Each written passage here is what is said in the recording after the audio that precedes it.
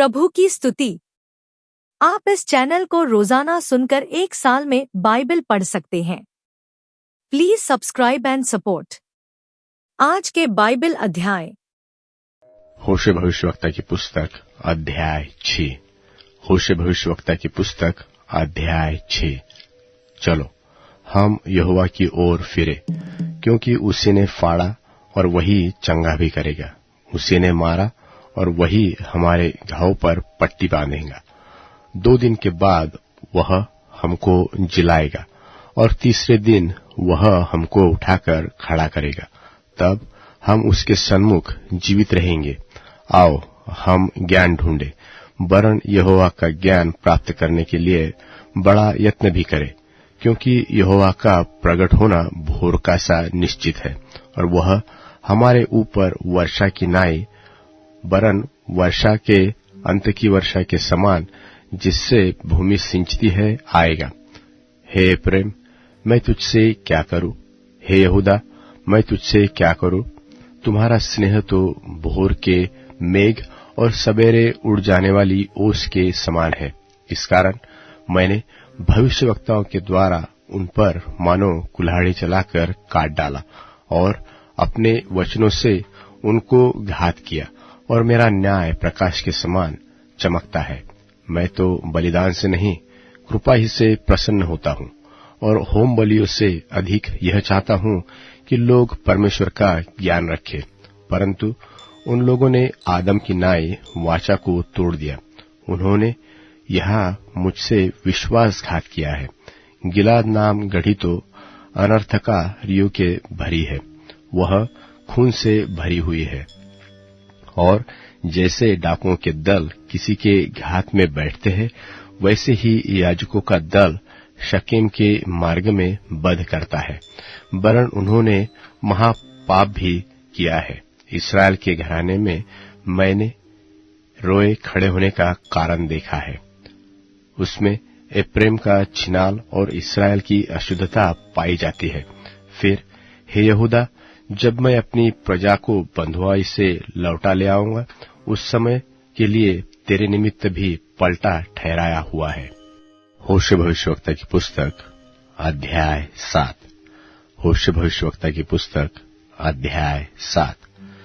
जब मैं इस्राएल को चंगा करना चाहता हूँ, तब एप्रेम का अधर्म और शोमरोन की बुराइयां प्रकट हो जाती है। वे छल से काम करते हैं। चोर तो भीतर घुसता और डाकुओं का दल बाहर छीन लेता है, और वे नहीं सोचते कि यहोवा हमारी सारी बुराई को स्मरण रखता है।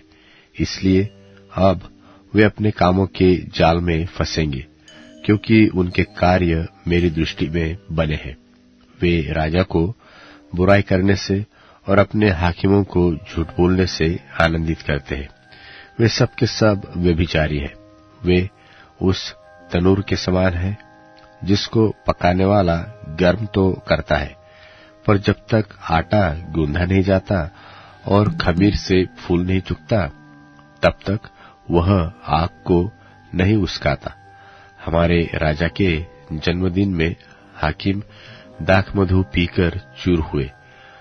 उसने ठट्टा करने वालों से अपना हाथ मिलाया। जब तक वे घात लगाए बैठे रहते हैं, तब तक वे अपना मन तनूर की नाई तैयार किए रहते हैं। उनका पकाने वाला रात भर सोता रहता है। वह भोर को तनूर की धधकती लौ से लाल हो जाता है। वे सब के सब तनूर की नाई धधकते और अपने नाइयों को भस्म करते हैं। उनके सब राजा मारे गए हैं। उनमें से कोई नहीं है जो मेरी दुहाई देता हो। एप्रेम देश देश के लोग से मिला जुला रहता है। एप्रेम ऐसी चपाती ठहरा है जो उल्टी न गई हो। परदेशियों ने उसका बल तोड़ डाला, परंतु वह इसे नहीं जानता, और उसके सिर में कहीं कहीं पक्के बाल है, परंतु वह इसे भी नहीं जानता। और इस्राएल का गर्व उसके सामने ही साक्षी देता है, यहाँ तक कि वे इन सब बातों के रहते न तो अपने परमेश्वर यहोवा की ओर फिरे और न उसको ढूंढा है। एप्रैम भोली पंडुकी के समान हो गया है, जिसको कुछ बुद्धि नहीं। वे मिस्रियों की दुहाई देते, वे अश्शूर को चले जाते हैं। जब जब वे जाए तब तब मैं उनके ऊपर अपना जाल फैलाऊंगा और उन्हें ऐसा खींच लूंगा जैसे आकाश के पक्षी खींचे जाते हैं। मैं उनको ऐसी ताड़ना दूंगा जैसी उनकी मंडली सुन चुकी है। उन पर हाय, क्योंकि वे मेरे पास से भटक गए। उनका सत्यानाश हुए, क्योंकि उन्होंने मुझसे बलवा किया है। मैं तो उन्हें छुड़ाता आया, परंतु वे मुझसे झूठ बोलते आए हैं। वे मन से मेरी दोहाई नहीं देते, परंतु अपने बिछौने पर पड़े हुए हाय हाय करते हैं। वे अन्न और नए दाख मधु पाने के लिए भीड़ लगाते हैं और मुझसे बलवा करते हैं। मैं तो उनको शिक्षा देता और उनकी भुजाओं को बलवंत करता आया हूं, परंतु वे मेरे विरुद्ध बुरी कल्पना करते आए हैं।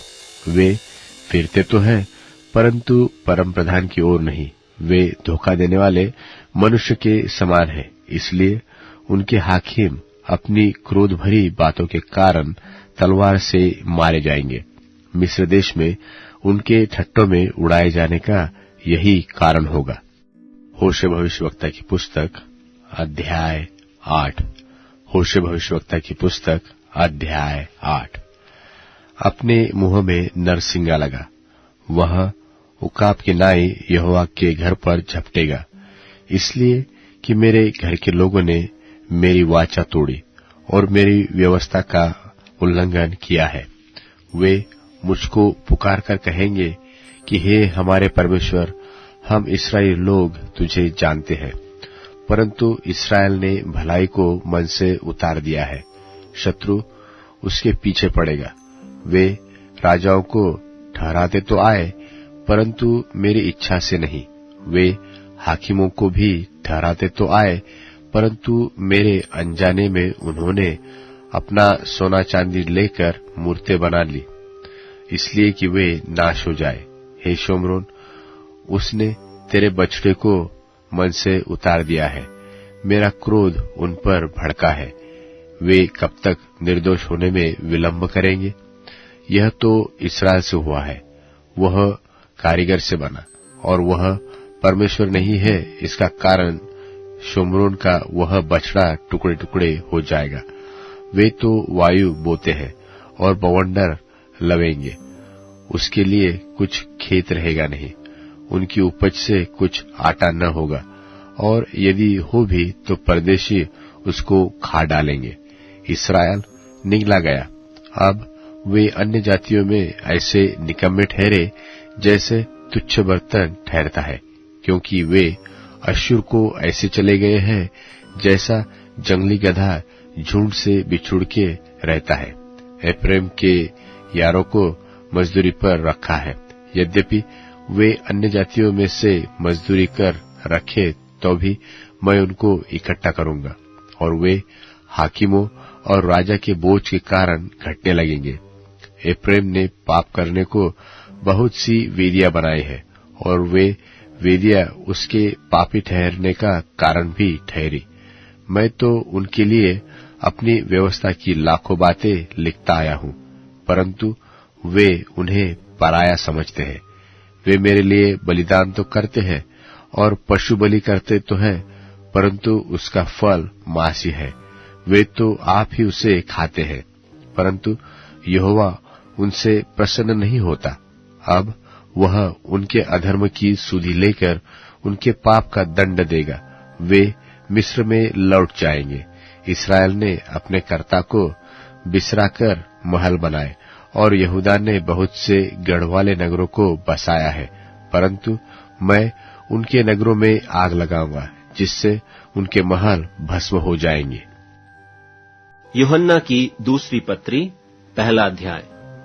मुझ प्राचीन की ओर से उस चुनी हुई श्रीमती और उसके लड़के बालों के नाम, जिनसे मैं उस सच्चाई के कारण सत्य प्रेम रखता हूं, जो हम में स्थिर रहती है और सर्वदा हमारे साथ अटल रहेगी। और केवल मैं ही नहीं, वरन वह सब भी प्रेम रखते हैं जो सच्चाई को जानते हैं। परमेश्वर पिता और पिता के पुत्र यीशु मसीह की ओर से अनुग्रह और दया और शांति, सत्य और प्रेम सहित हमारे साथ रहेंगे। मैं बहुत आनंदित हुआ कि मैंने तेरे कितने लड़के बालों को उस आज्ञा के अनुसार जो हमें पिता की ओर से मिली थी सत्य पर चलते हुए पाया। अब हे श्रीमती, मैं तुझे कोई नई आज्ञा नहीं पर वही जो आरंभ से हमारे पास है लिखता हूँ, और तुझसे विनती करता हूँ कि हम एक दूसरे से प्रेम रखें। और प्रेम यह है कि हम उसकी आज्ञाओं के अनुसार चलें। यह वही आज्ञा है जो तुमने आरंभ से सुनी है, और तुम्हें इस पर चलना भी चाहिए, क्योंकि बहुत से ऐसे भरमाने वाले जगत में निकल आए हैं जो यह नहीं मानते कि यीशु मसीह शरीर में होकर आया। भरमाने वाला और मसीह का विरोधी यही है। अपने विषय में चौकस रहो कि जो परिश्रम हमने किया है उसको तुम न बिगाड़ो, वरन उसका पूरा प्रतिफल पाओ। जो कोई आगे बढ़ जाता है और मसीह की शिक्षा में बना नहीं रहता, उसके पास परमेश्वर नहीं। जो कोई उसकी शिक्षा में स्थिर रहता है, उसके पास पिता भी है और पुत्र भी। यदि कोई तुम्हारे पास आए और यही शिक्षा न दे, उसे न तो घर में आने दो और न नमस्कार करो, क्योंकि जो कोई ऐसे जन को नमस्कार करता है वह उसके बुरे कामों में साझी होता है। मुझे बहुत सी बातें तुम्हें लिखनी हैं, पर कागज और स्याही से लिखना नहीं चाहता। पर आशा है कि मैं तुम्हारे पास आऊंगा और सम्मुख होकर बातचीत करूंगा, जिससे तुम्हारा आनंद पूरा हो। तेरी चुनी हुई बहन के लड़के वाले तुझे नमस्कार करते हैं। नीतिवचन अध्याय 5। नीतिवचन अध्याय 5। हे मेरे पुत्र, मेरी बुद्धि की बातों पर ध्यान दे, मेरे समझ की ओर कान लगा, जिससे तेरा विवेक सुरक्षित बना रहे और तू ज्ञान के वचनों को थामे रहे। क्योंकि पराई स्त्री के ओठों से मधु टपकता है और उसकी बातें तेल से भी अधिक चिकनी होती है, परंतु इसका परिणाम नागदौना सा कड़ुआ और दोधारी तलवार सा पैना होता है। उसके पांव मृत्यु की ओर बढ़ते हैं और उसके पग अधोलोक तक पहुंचे हैं, इसलिए उसे जीवन का समधर पथ नहीं मिल पाता। उसके चाल चलन में चंचलता है, परंतु उसे वह आप नहीं जानती। इसलिए अब हे मेरे पुत्रों, मेरी सुनो और मेरी बातों से मुंह न मोड़ो। ऐसी स्त्री से दूर ही रह और उसकी डेवड़ी के पास भी न जाना। कहीं ऐसा न हो कि तू अपना यश औरों के हाथ और अपना जीवन क्रूर जन के वश में कर दे, और पराए तेरी कमाई से अपना पेट भरे, और परदेशी मनुष्य तेरे परिश्रम का फल अपने घर में रखे, और तू अपने अंतिम समय में, जबकि तेरा शरीर क्षीण हो जाए, तब यह कहकर हाय मारने लगे कि मैंने शिक्षा से कैसा बैर किया और डांटने वाले का कैसा तिरस्कार किया, और मैंने अपने गुरुओं की बातें न मानी और अपने सिखाने वालों की ओर ध्यान न लगाया। मैं सभा और मंडली के बीच में प्राय सब बुराइयों में जा पड़ा। तू अपने ही कुंड से पानी और अपने ही कुएं के सोते का जल पिया करना। क्या तेरे सोते का पानी सड़क में और तेरे जल की धारा चौकों में बह जाने पाए? यह केवल तेरे ही लिए रहे और तेरे संग औरों के लिए न हो। तेरा सोता धन्य रहे और अपनी जवानी की पत्नी के साथ आनंदित रहा। प्रिय हरिणी व सुंदर सांभरिणी के समान उसके स्तन सर्वदा तुझे संतुष्ट रखें, और उसी का प्रेम नित्य तुझे आकर्षित करता रहे। हे मेरे पुत्र, तू अपरिचित स्त्री पर क्यों मोहित हो और पराई को क्यों छाती से लगाए?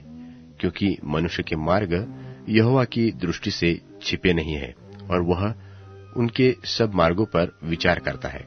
दुष्ट अपने ही अधर्म के कर्मों से फंसेगा और अपने ही पाप के बंधनों में बांधा रहेगा। वह शिक्षा प्राप्त किए बिना मर जाएगा और अपनी ही मूर्खता के कारण भटकता रहेगा।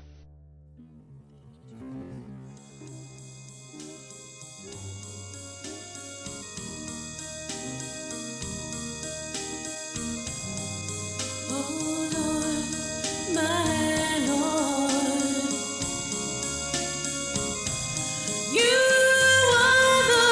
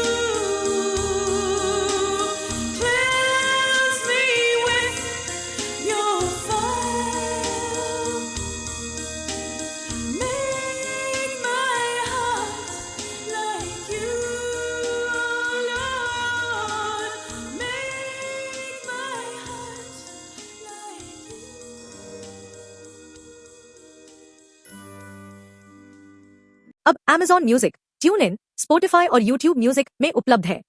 Please follow it.